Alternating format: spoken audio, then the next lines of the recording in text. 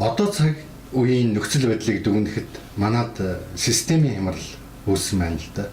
Үүний гол шалтгаан шинж нь намын харьяалал, танил тал тулгуурласан эрх мэдлийн буруу хуваарлалт, мэргэжлийн бус хариуцлагагүй удирдлага, хамгийн чухал зүйл болох нийгэм, эдийн засгийн нэгдмэл хөгжлийн бодлого үгүйгээс болж ард иргэдийн төрдөө итгэх итгэл найдвар өдөр ирэх тутам алдарч байна.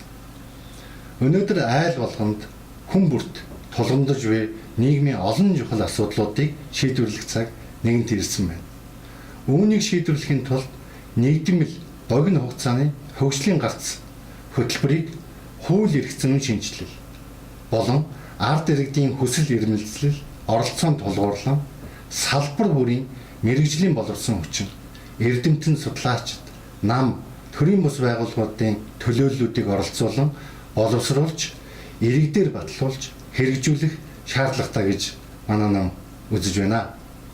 Энэ хөгжлийн хөтөлбөрт юуны төрөнд хүний амьдрах орчин, нийгмийн асуудлуудыг нэн тэргүнд тусгаж шийдвэрлэх нь зүйтэй. Тухайлбал цэцэрлэг сургуулийн сурах орчны нөхцөл өнөөдрийн байдлаар нэг ангид 45-аас 60 хүүхэд сурч байна.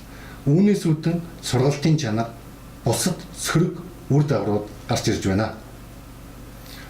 Улаанбаатар хотод 200 мянган өрх айл гэр оролд амьдарч байна.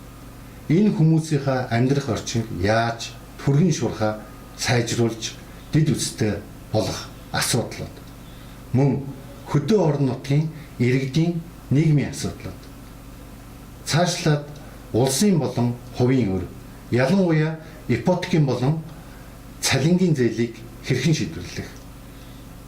Мөн энэ нийгмийг авч яваа хүмүүсийн цалин хөлсийг хэрхэн нэмэгдүүлэх.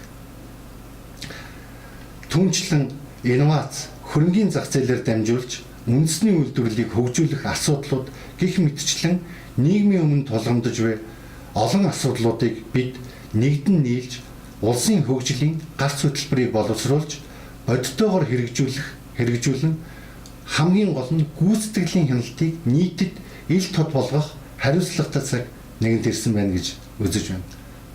Ардын зөөр үгэнд байдаг шиг ганц хүн айл болдгоо, ганц мод гал болдгоо гэдэгчлэн ганц хоёр нам цөөн хэдэн хүн хөгжлийн бодлогыг боловсруулна гэж байхгүй.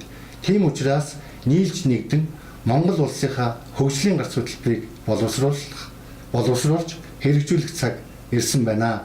Энэ бол манай дэлхийн монголчууд намын зорилго юм аа. Энэ хөгжлийн гарц хөтөлбөрийг ард иргэд та бүхэн хамтран боловсруулж дэмжинэ гэдэгт итгэлтэй байна.